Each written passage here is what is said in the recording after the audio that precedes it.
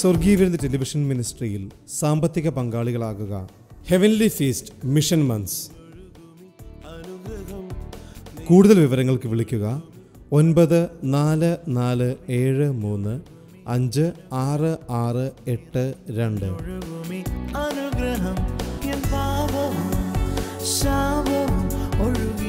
വരൂ, യേശുവിനായി സുവിശേഷത്തിനായി വിതറാം, വാരി വിതയ്ക്കാം.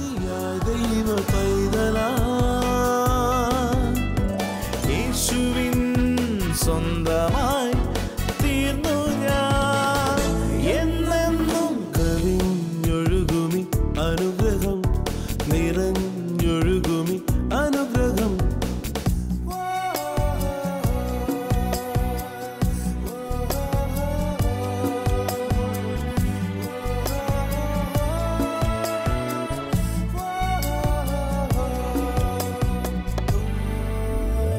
പാടുമെൻ്റെ നാഥനായി നവകീർത്തനം ഇനി എന്നുമേ നിറയുന്ന ഹൃദയമാകെ നന്ദിയാ. കവിഞ്ഞൊഴുകുന്ന അനുഗ്രഹത്തിലേക്ക് വീണ്ടും സ്വാഗതം. എന്നെ കേൾക്കുന്ന പ്രിയപ്പെട്ടവരെ, കർത്താവായ യേശുക്രിസ്തു എത്ര നല്ലവനാണ്. ഈ ലോകത്തിൻ്റെ പാപത്തെ ചുമന്നൊഴിച്ച് മാനവരാശിയെ മുഴുവൻ നിത്യ ജീവനിലേക്ക് നയിക്കുവാൻ വേണ്ടി കർത്താവായ യേശുക്രിസ്തു ഈ ലോകത്ത് വന്നു. കർത്താവ് നമ്മുടെ പാപങ്ങളെയെല്ലാം ചുമന്നൊഴിക്കുകയും തന്നിൽ വിശ്വസിക്കുന്നവർക്ക് വേണ്ടി പിതാവിങ്കിലേക്കുള്ള ഒരു നല്ല വഴി തുറക്കുകയും ചെയ്തു തന്നു. ഈ യേശുവിൽ ആശ്രയിക്കുന്ന ഒരു വ്യക്തി തൻ്റെ ജീവിതത്തിലെല്ലാ നന്മകളും അനുഭവിച്ച് സമാധാനത്തോടെ സന്തോഷം അനുഭവിച്ച് ധൈര്യപൂർവ്വം ജീവിതത്തെ നേരിട്ട് ജീവിക്കുവാൻ വേണ്ടി കർത്താവ് വലിയ പദ്ധതിയാണ് നമുക്ക് വേണ്ടി ഒരുക്കിയിരിക്കുന്നത്. പ്രിയപ്പെട്ടവരെ, ഈ യേശുവിൽ ആശ്രയിക്കുമ്പോൾ ആ വ്യക്തി ഒരിക്കലും ദുഃഖിക്കേണ്ടതായിട്ട് വരുന്നില്ല, നിരാശപ്പെടേണ്ടതായിട്ട് വരുന്നില്ല. പിശാച് ഒരുക്കുന്ന എല്ലാ പ്രതിസന്ധികളെയും ജയത്തോടെ തരണം ചെയ്യുവാൻ, പിശാച് ഒരുക്കുന്ന സകല പ്രതിസന്ധികളെയും ജയത്തോടെ തരണം ചെയ്യുവാൻ ആ വ്യക്തിയെ യേശുക്രിസ്തു പ്രാപ്തനാക്കുക. ആ നാമം എത്ര അത്ഭുത നാമമാണ്. യേശുവിൻ്റെ നാമം വിളിക്കുമ്പോൾ തന്നെ നമ്മുടെ ജീവിതങ്ങളിലെല്ലാം അത്ഭുതങ്ങൾ സംഭവിക്കും. രോഗികൾ സൗഖ്യമാകും, ബന്ധനസ്ഥർ വിടുവിക്കപ്പെടും, ദുഃഖിതർക്ക് ആശ്വാസം ലഭിക്കും. ഭയത്തിൽ നിരാശയിൽ വളരെ തകർന്നിരിക്കുന്നവരുടെ ജീവിതത്തിൽ ധൈര്യവും സന്തോഷവും വലിയ ആശ്വാസവും സമാധാനവും ലഭിക്കുന്നു. യേശുക്രിസ്തു തന്നെ പറയുകയാണ്, ഞാൻ എൻ്റെ സമാധാനം നിങ്ങൾക്ക് തന്നേച്ചു പോകുന്നു. എത്ര നല്ല ഒരു പ്രസ്താവനയാണ്.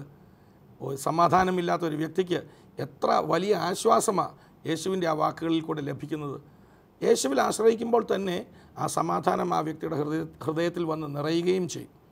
ഇന്ന് കർത്താവിൻ്റെ ദാസൻ തോമസ് കുട്ടി ബ്രദർ ഞായറാഴ്ചയിൽ എടുത്ത സഭായോഗത്തിൽ വെച്ച് സംസാരിച്ച ആ നല്ല സന്ദേശം നമുക്ക് കേൾക്കാം. നിശ്ചയമായിട്ടും കർത്താവിൻ്റെ സമാധാനം നിങ്ങളുടെ ഹൃദയത്തിൽ വരും. നിങ്ങളുടെ ഭവനത്തിലെ ആ അസമാധാനം എല്ലാം മാറി യേശുവിലൊന്ന് ആശ്രയിക്കുക. എല്ലാ പ്രയാസങ്ങൾക്കും എല്ലാ പ്രശ്നങ്ങൾക്കും കർത്താവ് വിടുതൽ തരികയും ചെയ്യും. കർത്താവ് നിങ്ങളെ ധാരാളമായിട്ട് അനുഗ്രഹിക്കട്ടെ. മനുഷ്യനെ ദൈവം സൃഷ്ടിച്ചു. മനുഷ്യൻ്റെ ആത്മകണ്ണ് കുരുടായിപ്പോയി. എന്ത് സംഭവിച്ചു? ഒരു മൊബൈൽ ഫോണ്, അതിന് സിം കാർഡുണ്ട്, അതിന് ബാറ്ററി ഉണ്ട്, അതിന് ചാർജുണ്ട്, അത് ലൈറ്റ് കത്തുന്നുണ്ട്. എന്നാൽ അതിൻ്റെ ടവറുമായിട്ടുള്ള കമ്പനിയുമായിട്ടുള്ള ബന്ധം വിട്ടാൽ നമ്മൾ ഡെഡായെന്ന് പറയും, അത് ചത്തുപോയെന്ന് പറയും. അപ്പോൾ മനുഷ്യൻ മരിച്ചു എന്ന് പറഞ്ഞാൽ എവിടെയാണ് മരിച്ചത്? ആത്മീയമായി. അകത്തെ മനുഷ്യൻ, ആത്മീയ മനുഷ്യൻ, ആത്മാവ് ദൈവമായിട്ടുള്ള ബന്ധം വിട്ടു. ഒരു പട്ടത്തിൻ്റെ ചരട് പൊട്ടുന്നത് പോലെ മനുഷ്യൻ്റെ ആത്മാവിൻ്റെ ബന്ധം ആരുമായിട്ട് നഷ്ടപ്പെട്ടു പോയി? ദൈവമായിട്ട് നഷ്ടപ്പെട്ടു പോയി. അതുകൊണ്ടാണ് രക്ഷിക്കപ്പെട്ടവരോട് പറയുമ്പോൾ എഫേസ്യ ലേഖനം 2:1 ഇങ്ങനെയാണ് പറയുന്നത്, അതിക്രമങ്ങളാലും പാപങ്ങളാലും മരിച്ചവരായിരുന്ന നിങ്ങളെയും അവൻ ഉയർത്തെഴുന്നേൽപ്പിച്ചു.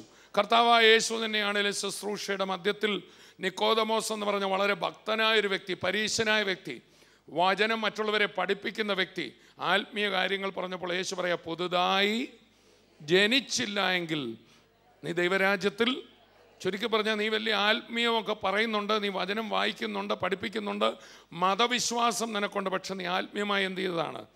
മരിച്ചിരിക്കുക. അപ്പോൾ ബൈബിൾ വായിച്ചുകൊണ്ടോ പഠിപ്പിച്ചുകൊണ്ടോ മതത്തിലെ ഒരു ഉന്നതനായിരുന്നത് കൊണ്ടോ ആത്മീയ ജീവൻ കിട്ടത്തില്ല. Price the Lord. യേശു കർത്താവ് ഒരിക്കൽ ഇങ്ങനെ പറഞ്ഞു, യോഹന്നാൻ 5:39-40 വാക്യങ്ങളിൽ, നിങ്ങൾ തിരുവെഴുത്തുകളെ ശോധന ചെയ്യുന്നു, അവയിൽ നിങ്ങൾക്ക് ജീവനുണ്ടെന്ന് നിങ്ങൾ നിരൂപിക്കുന്നു. അതെ, തിരുവെഴുത്തുകൾക്കകത്ത് ആത്മജീവനില്ല, എന്നാൽ ജീവനെക്കുറിച്ച് പറയാനാ തിരുവെഴുത്തുകൾ തന്നിരിക്കുന്നു. അവ എനിക്ക് സാക്ഷ്യം പറഞ്ഞു. അപ്പം ജീവൻ ആരാ? കർത്താവായ യേശു. യേശു മറ്റൊരിക്കൽ ഇങ്ങനെ പറഞ്ഞു, ഞാൻ തന്നെ വഴിയും സത്യവും, അഥവാ പിതാവുമായി അറ്റുപോയ മനുഷ്യൻ്റെ കണ്ണി യോജിപ്പിക്കാനുള്ള ജീവനാണ് യേശു. ചേർന്ന് കർത്താവിനെ സ്തുതിക്കാം. കർത്താവിൽ വന്നപ്പോൾ നമുക്ക് സൗഖ്യങ്ങൾ കിട്ടി, വിടുതൽ കിട്ടി, സമാധാനം, സന്തോഷം എല്ലാം കിട്ടി. അത് വാസ്തവത്തിൽ കർത്താവും മുഖേന നമ്മൾ ദൈവവുമായിട്ട് ബന്ധപ്പെട്ടപ്പോൾ നമുക്കുണ്ടായ അനുഭവങ്ങളാണ്. നമുക്കുണ്ടായ ഏറ്റവും വലിയ ഭാഗ്യം യേശുവിനെ കിട്ടിയെന്നുള്ളതാണ്. യേശു മുഖേന പിതാവുമായിട്ടുള്ള ബന്ധം നമുക്ക് മടക്കി കിട്ടിയതിനായി ഒന്ന് കർത്താവിനെ സ്തുതിച്ച്. ഹല്ലേലൂയ. അപ്പോൾ യേശു പറഞ്ഞു, നിങ്ങൾ തിരുവെഴുത്തുകളെ ശോധന ചെയ്യുന്നു, അവയിൽ നിങ്ങൾക്ക് നിത്യജീവനുണ്ട് എന്ന് നിങ്ങൾ നിരൂപിക്കുന്നു, എങ്കിലും അവ എനിക്ക് സാക്ഷ്യം പറഞ്ഞു. ജീവൻ പ്രാപിക്കേണ്ടതിന് എൻ്റെ അടുക്കൽ വരുവാൻ നിങ്ങൾക്ക്. അപ്പോൾ ആത്മമരണത്തിൽ നിന്ന് ഒരു വ്യക്തി ജീവനിലേക്ക് വരണമെങ്കിൽ ആരിലൂടെ പറ്റത്തുള്ളൂ? ഞാൻ തന്നെ പുനരുത്ഥാനവും ജീവനുമാണ്. എന്നിൽ വിശ്വസിക്കുന്നവൻ മരിച്ചാലും ജീവിക്കും. ജീവിച്ചിരുന്ന എന്നിൽ വിശ്വസിക്കുന്നവൻ ഒരിക്കലും മരണം കാണത്തില്ല. അവൻ ഒരിക്കലും ദൈവത്തോട് ഇനി ബന്ധമറ്റ പോകുകയില്ല. ശാരീരിക മരണത്തെ യേശുവും ബൈബിളെല്ലാം നിദ്ര എന്നാണ് പറയുന്നത്. ദൈവമായ സൃഷ്ടിതാവായ ദൈവബന്ധത്തിൽ നിന്ന് വേർപെടുന്നതിനാണ് എന്താ പറയുന്നത്? മരണം. ഈ ലോകത്തിൽ ശരീരത്തിൽ ജീവിക്കുമ്പോൾ തിരിച്ച് ജീവൻ പ്രാപിക്കാനാണ് സുവിശേഷം യേശുവിനെ കൊടുക്കുന്നത്. എന്നാൽ യേശുവിനെ സ്വീകരിക്കുമ്പോൾ നമ്മുടെ പേര് ജീവൻ്റെ പുസ്തകത്തിൽ വരിക. എന്നാൽ ഈ അവസരം നഷ്ടപ്പെടുത്തിയാൽ, അതാണ് പറയുന്നത്, ജീവപുസ്തകത്തിൽ പേരെഴുതി കാണാത്ത ഏവനെയും തീപ്പൊയ്കയിൽ തള്ളിയിട്ട് ഈ തീപ്പൊയ്ക രണ്ടാം മരണം. എന്താണ്? ഒന്നാം മരണം എന്ന് പറഞ്ഞാൽ ദൈവത്തിൽ നിന്ന് ശരീരത്തിൽ ഇരിക്കുമ്പോൾ തന്നെ ജീവിച്ചിരിക്കുക തന്നെ ഒരു ചത്ത അവസ്ഥ. എന്തിനാ ജീവിക്കുന്നതെന്ന് ചോദിച്ചാൽ ശാരീരിക കാര്യങ്ങൾക്ക് വേണ്ടി മാത്രം. അങ്ങനെ ശാരീരിക കാര്യങ്ങൾക്ക് വേണ്ടി മാത്രം ജീവിക്കുന്ന നിലയിൽ മനുഷ്യനായിപ്പോയി. അവരെയാണ് എന്തോ പറയുന്നത്? ജാതികൾ.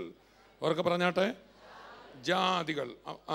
എങ്കിലും മനുഷ്യൻ്റെ ഉള്ളിൽ, അവൻ്റെ മനസ്സിൽ അറിയാം ഒരു ദൈവമുണ്ട്, ഒരു പ്രപഞ്ചത്തിന് അതീതമായൊരു ശക്തിയുണ്ട്. പക്ഷേ യഥാർത്ഥ വിവരങ്ങൾ അവന് കിട്ടാതെ പോയി. അതുകൊണ്ടാണ് റോമാലേഖനം 1-2 അധ്യായങ്ങളിൽ ദൈവത്തെ അറിയാതെ പോയ മാനവജാതി എന്ത് ചെയ്തു?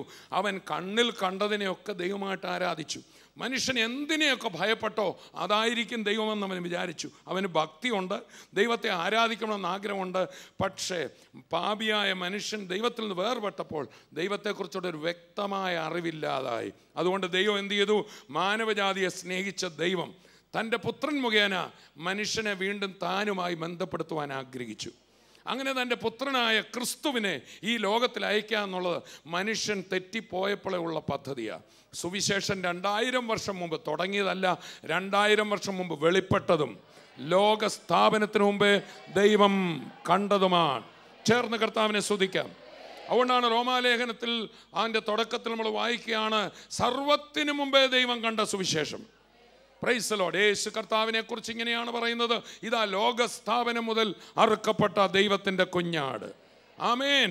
കർത്താവായ യേശു ക്രിസ്തു മുഖേന മാനവജാതിയുടെ രക്ഷ 2000 വർഷം മുമ്പ് അപ്പോസ്തലന്മാർ കൂടി ആലോചിച്ചതല്ല. ലോകത്തിൽ മനുഷ്യനുണ്ടാകുന്നതിന് മുമ്പേ നഷ്ടപ്പെട്ടു പോകുന്ന മനുഷ്യന് വേണ്ടി ദൈവം ഒരുക്കിയതാണ് ക്രിസ്തു.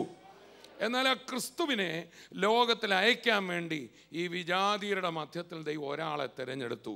അതാണ് അബ്രഹാം. ആ അബ്രഹാമിൻ്റെ സന്തതി പരമ്പരയാണ് യഹൂദൻ. പറഞ്ഞാട്ടെ, ഈ അബ്രഹാമിൻ്റെ അപ്പനപ്പൂപ്പന്മാരെല്ലാം സത്യദൈവത്തെ അറിയാതെ അവർ വിഗ്രഹങ്ങളെ സേവിച്ചിരുന്നുവെന്ന് യോശുവ 24 വായിച്ചാൽ, അബ്രഹാമിൻ്റെ പിതാക്കന്മാർ നദിക്കക്കരെ പാർത്ത്, ഏത് നദി?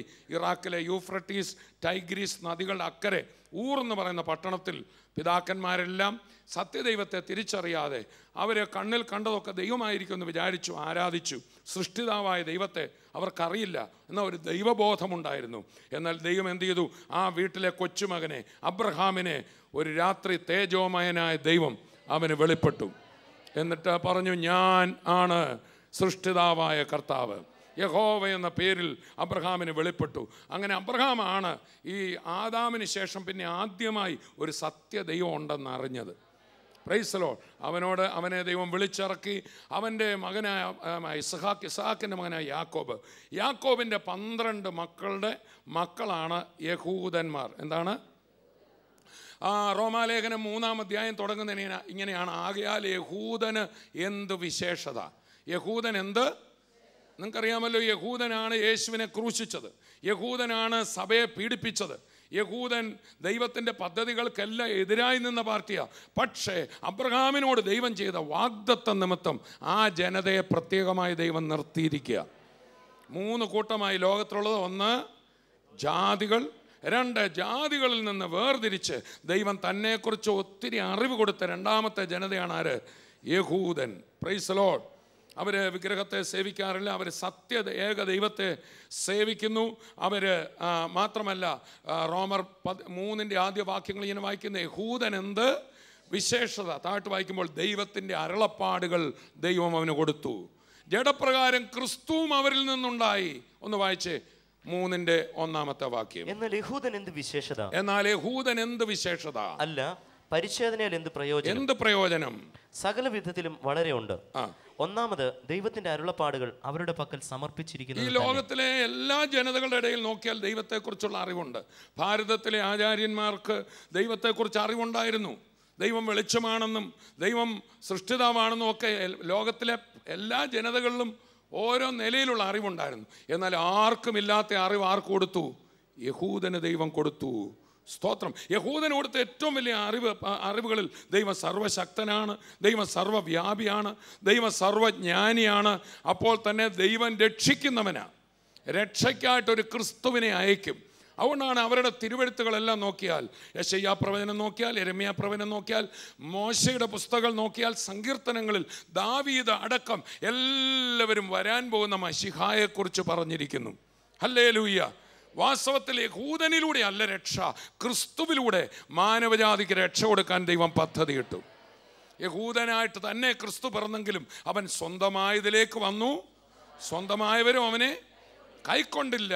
Price the lord. അവർ അവനെ തള്ളിക്കളഞ്ഞു. വീട് പണിയുന്നവർ അഥവാ കർത്താവിന് ഈ ശുശ്രൂഷ ചെയ്യാൻ ഏൽപ്പിക്കപ്പെട്ട യഹൂദൻ ആരെ തള്ളിക്കളഞ്ഞു?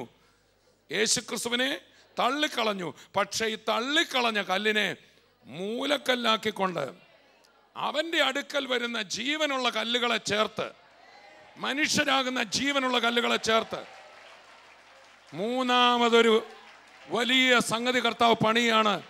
അതാണ് സഭ. യേശു പറഞ്ഞു, ഈ പാറമേൽ ഞാൻ എൻ്റെ സഭയെ പണിയും. പത്രോസ് ഏറ്റു പറഞ്ഞു, നീ ജീവനുള്ള ദൈവത്തിൻ്റെ പുത്രനായ ക്രിസ്തുവാണ്, നീയാണ് ക്രിസ്തു. യഹൂദന്മാരൊക്കെ അവനെ തള്ളിക്കളഞ്ഞപ്പോൾ പത്രോസിനെ പോലെ പിന്നെ യോഹന്നാനെ പോലെ ചിലർ മാത്രം ആരെ തിരിച്ചറിഞ്ഞു? യേശുവിനെ തിരിച്ചറിഞ്ഞു. ആ തിരിച്ചറിഞ്ഞവർ യേശുവിനെ ഏറ്റുപറഞ്ഞു. ഏറ്റുപറഞ്ഞ ഉടനെ പറയാണ്, ഈ പാറമേൽ ഞാൻ എൻ്റെ സഭയെ പണിയും. യേശു കർത്താവിനെ ഏറ്റുപറയുന്ന ഓരോ വ്യക്തിയും ജീവനുള്ള കല്ലുകളായി യേശുവാകുന്ന മൂലക്കല്ലിനോട് ചേർന്ന് ദൈവം അവരുടെ നടുവിൽ വാസം ചെയ്യുകയാണ്. ദൈവം അവരുടെ നടുവിൽ വാസം ചെയ്യുകയാണ്. Price the Lord. അതാണ് ദൈവത്തിൻ്റെ സഭ. ചുരുക്കി പറഞ്ഞാൽ യഹൂദന്മാരിൽ നിന്നും ജാതികളിൽ നിന്നും ആരൊക്കെ? ഇവർ തമ്മിൽ അടുപ്പമില്ലായിരുന്നു, ഇവർ തമ്മിൽ സമ്പർക്കമില്ല, തീണ്ടലും തൊടിയിലുമുണ്ട്.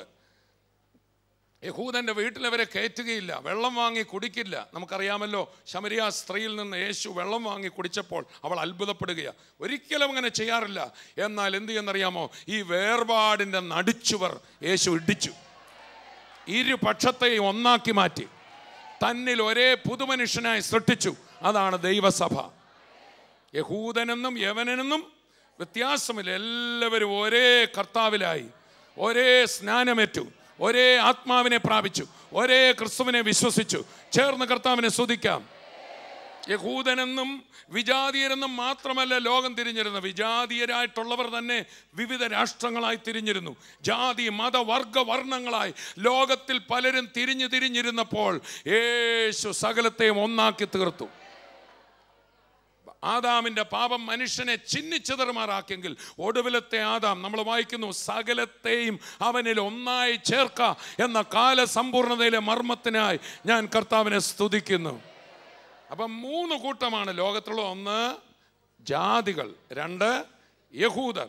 ഈ രണ്ട് കൂട്ടരിൽ നിന്നും കർത്താവായ യേശു ക്രിസ്തുവിനെ സ്വീകരിച്ച് അവരുടെ തമ്മിലുള്ള വേർപാടും തമ്മിലുള്ള അവരുടെ വൈരവും വിട്ടുകളഞ്ഞ് ക്രിസ്തുവിൽ ആക്കപ്പെട്ട കൂട്ടമാണ് സഭ.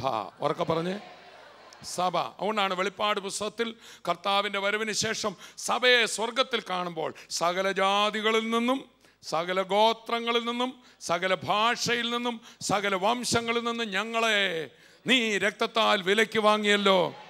ആ സഭ വല്ലോ ഇവിടെ ഇരിപ്പുണ്ടെങ്കിൽ ഒന്ന് സ്തുതിച്ചേ. ഇങ്ങനെ ആയിരിക്കും നമ്മൾ സ്വർഗത്തിൽ സ്തുതിക്കുന്നത്. സകല ജാതികളിൽ നിന്നും, സകല വർഗങ്ങളിൽ നിന്നും, സകല വർണ്ണങ്ങളിൽ നിന്നും ഞങ്ങളെ നിന്റെ രക്തത്താൽ വിലയ്ക്ക് വാങ്ങിയല്ലോ. തമ്മിൽ ഭിന്നിച്ചിരുന്ന, തമ്മിൽ അടുക്കാൻ കഴിയാതിരുന്ന, കൊല്ലും കൊലയുമായിരുന്ന ആൾക്കാരെ തമ്മിൽ യേശുവിൽ ഒന്നാക്കി തീർത്ത ദൈവസഭയ്ക്കായി ഞാൻ കർത്താവിനെ സ്തുതിക്കുക. Praise the lord. സ്തോത്രം. കർത്താവായ യേശു ക്രിസ്തു അങ്ങനെ ഈ ഭൂമിയിലായിരുന്നപ്പോൾ സഭ തുടങ്ങിയിട്ടില്ല, സഭയുടെ ആരംഭം, സഭ വെളിപ്പെട്ടില്ല. കർത്താവായ യേശു ക്രിസ്തു തൻ്റെ അടുക്കൽ ശിഷ്യന്മാർ വന്ന് ചോദിച്ചു, കർത്താവേ നിൻ്റെ വരവിനും ലോകാവസാനത്തിനും അടയാളം പറഞ്ഞു തരണേ. അത് മത്തായി 24 ആദ്യം എഴുതിയിരിക്കുന്നു, വായിക്കണ്ട. ആ ചോദ്യത്തിന് കർത്താവ് കൊടുത്ത മറുപടി മത്തായിയും എഴുതിയിട്ടുണ്ട്, മർക്കോസും എഴുതിയിട്ടുണ്ട്, ലൂക്കോസും എഴുതിയിട്ടുണ്ട്. മത്തായി 24-ലും മർക്കോസ് 13-ലും ലൂക്കോസ് 21-ലും ഒരേ സംഭവം 3 പേര് പറഞ്ഞിരിക്കുകയാണ്. 3 വ്യൂവിൽ ക്യാമറ ഒരു സംഭവം റിപ്പോർട്ട് ചെയ്തതുപോലെ അവിടെ എഴുതിയിരിക്കുകയാണ്. എഴുതി വരുമ്പോൾ ലൂക്കോസ് 21-ൽ കർത്താവ് തൻ്റെ വരങ്ങി വരവിൻ്റെ ലക്ഷണങ്ങൾ പറയുകയാണ്. ജാതി ജാതിയോട് എതിർക്കും, ക്ഷാമവും ഭൂകമ്പം അവിടെ ഉണ്ടാകും. Price the Lord. കേട്ട് കേൾവിയില്ലാത്ത രോഗങ്ങൾ, മഹാവ്യാധികൾ ലോകത്തുണ്ടാകും. ഇങ്ങനെ പറഞ്ഞ് വന്നിട്ട് പറയാണ്, കടലിൻ്റെയും സമുദ്രത്തിൻ്റെയും മുഴക്കം, ഓളങ്ങൾ കണ്ട് മനുഷ്യൻ പരിഭ്രാന്തരാകും. ഈ ഭൂമിക്ക് എന്താ ഈ നടക്കുന്നത് എന്ന് മനുഷ്യൻ ചിന്തിക്കുന്ന പോലെ ഇതെന്താ നടക്കുന്നത് എന്ന് നമ്മളൊക്കെ എല്ലാ ദിവസവും പറയുന്നുണ്ടല്ലേ, പത്രവാർത്ത എന്നോട്ടായി പോകുന്നത് എന്ന് പറയുന്ന പോലെ ലോകത്തിലെ ജാതികൾക്ക് എന്തുണ്ടാകും? നിരാശയും പരിഭ്രമവും ഉണ്ടാകും. അടുത്ത വാക്യത്തിൽ പറയണേ, എന്നാൽ നിങ്ങളോ നിങ്ങളുടെ വീണ്ടെടുപ്പ് അടുത്തിരിക്കയാൽ നിവർന്ന് തലകളെ ഉയർത്തുവീൻ. ഹല്ലേലൂയ. ഈ 3 ജനതയോടും വിവിധ ഇടപാടുകളാണ് ദൈവത്തിനുള്ളത്. Praise the Lord.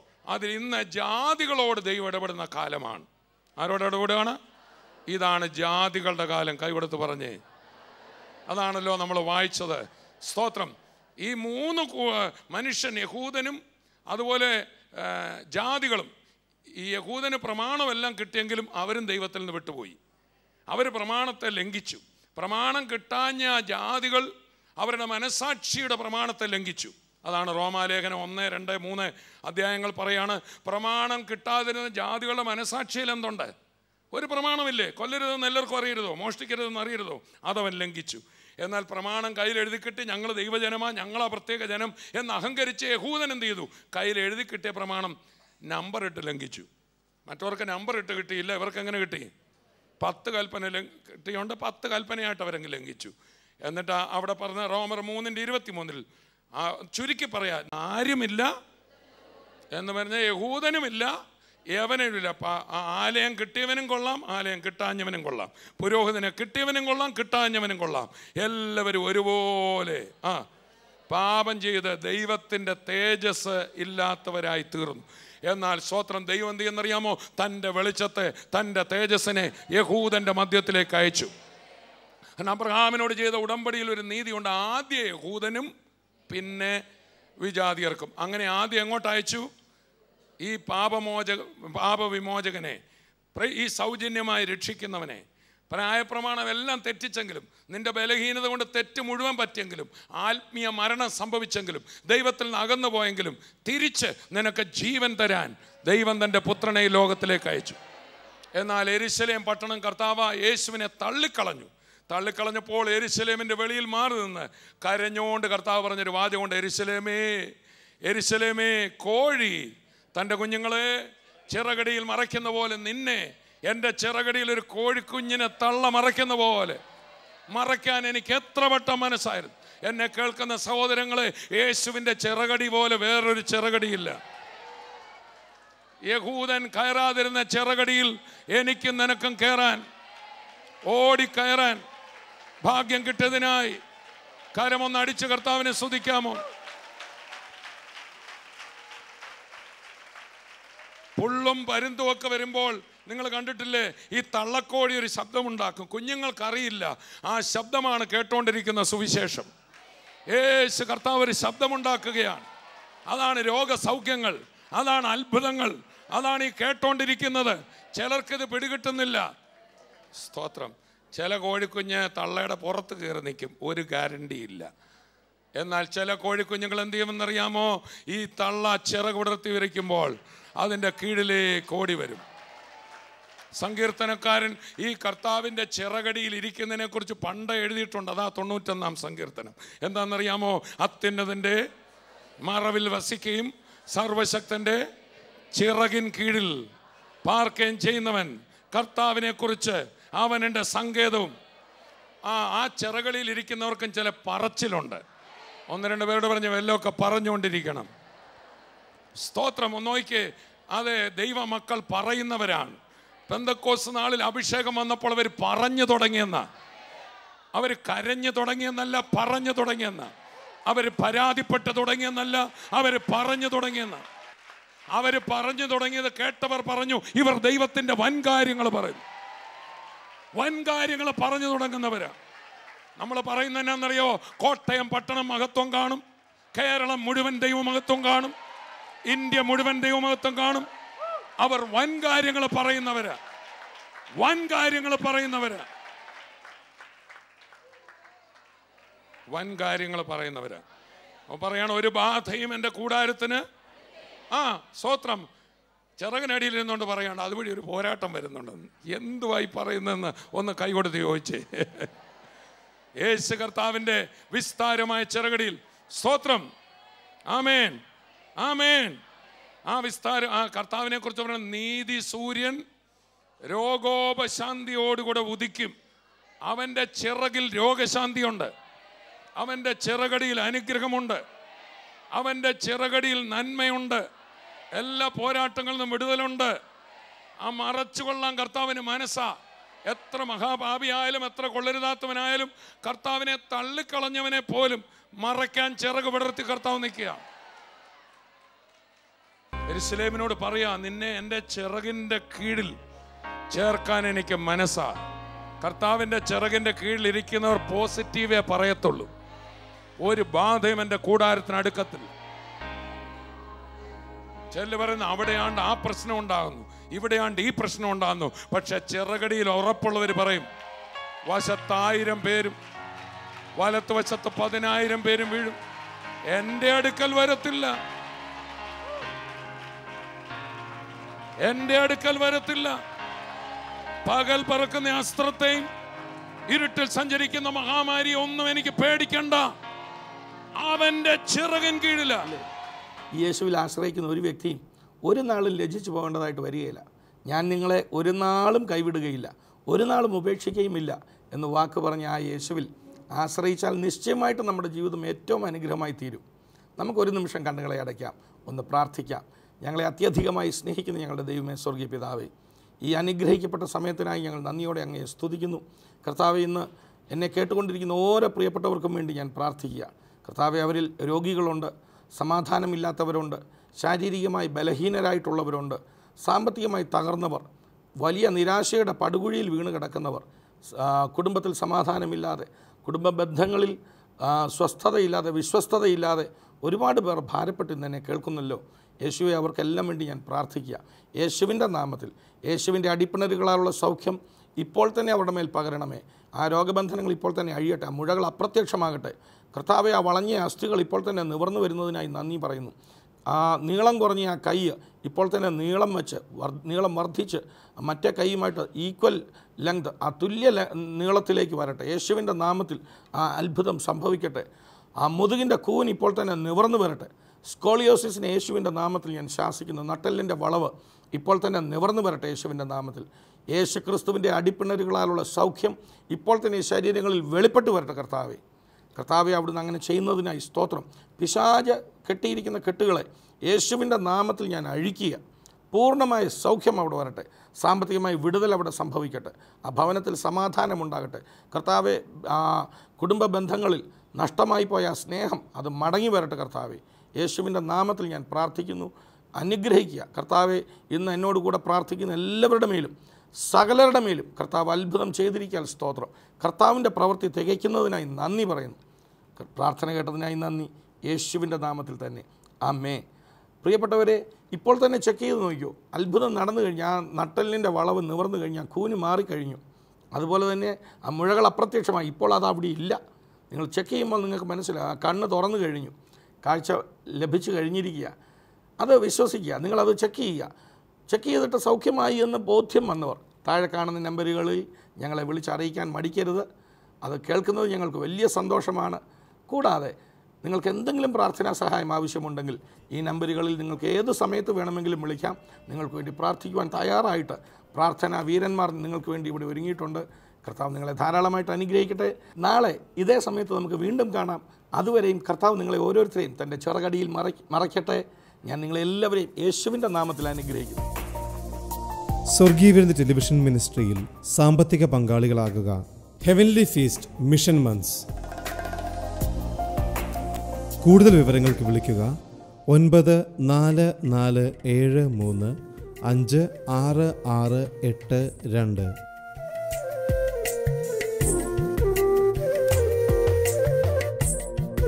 വരൂ, യേശുവിനായി സുവിശേഷത്തിനായി വിതറാം, വാരി വിതയ്ക്കാം. बहते हुए खून की धार क्रूस से देखो आती है. बहते हुए खून की धार, ओ मसीह तूने हमको सिखाए प्रेम की परिभाषा को. तूने हमको सिखाए प्रेम की परिभाषा को.